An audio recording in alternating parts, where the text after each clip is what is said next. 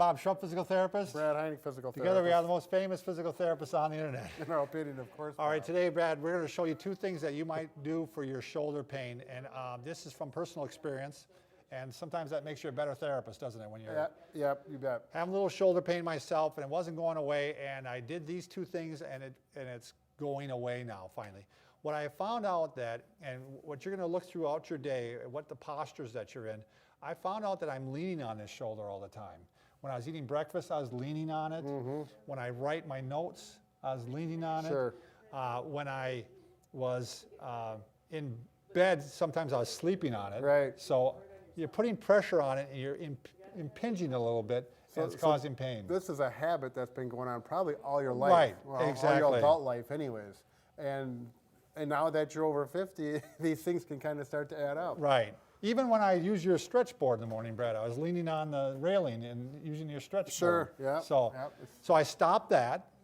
The second thing is I started supporting it a lot more. Now, this is not something I'm going to do all the time for the rest of my life. Sure. But in my car, I was driving with good posture, but I wasn't resting the arm like I should. Right. So now I rested on the armrest when I'm driving. And you said you had to adjust your seat. I had to adjust my seat forward in order for that to work. Sure. The other thing is, like at night now, when I'm laying down, I try to support the shoulder by, I lay on my side and I put a couple pillows out here and I support my shoulder this way. Sure. You can support it this way too, but Right. As opposed to leaving it like this, hang. yep, The and weight the of stress the on arm, it. yeah. It's amazing. You would never think that the weight of your arm would stress that shoulder Yep. enough to irritate it. Exactly. Even when I'm watching TV, Brad, if you're letting it hang like this, it actually is putting stress on the shoulder. It seems really small, but just get a couple pillows and have your arm up like this.